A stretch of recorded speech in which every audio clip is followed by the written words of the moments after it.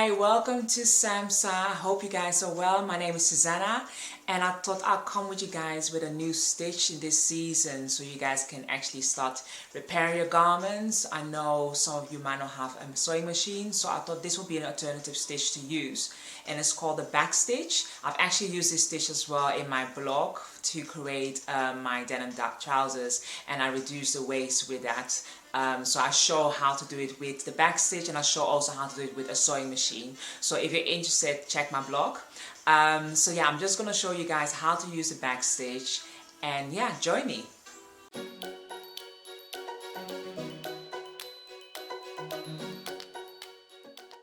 So first thing first is to make sure that the needle is threaded through and to tie a knot at the end.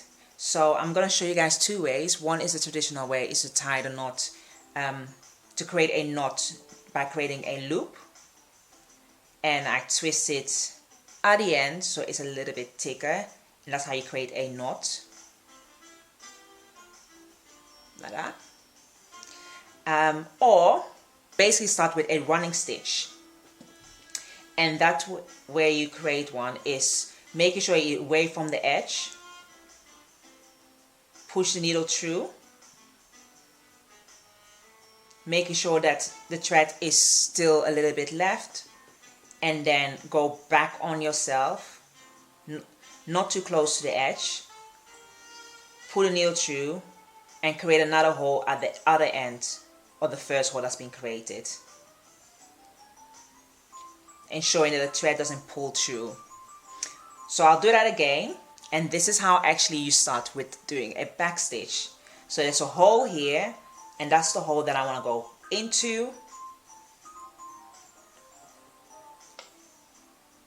create another hole at the other side of it,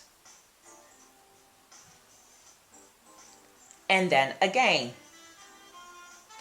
the bigger the stitch, the looser the seam, and the smaller the stitch, the tighter the seam. And this is a great alternative into if you don't have a sewing machine or the sewing machine is not available. So there you have it. That's how you do a backstitch. I hope you guys enjoyed it. If you have any questions, just let me know. DM me, email me. And yeah, until next time, have a blessed rest of the day. Bye bye.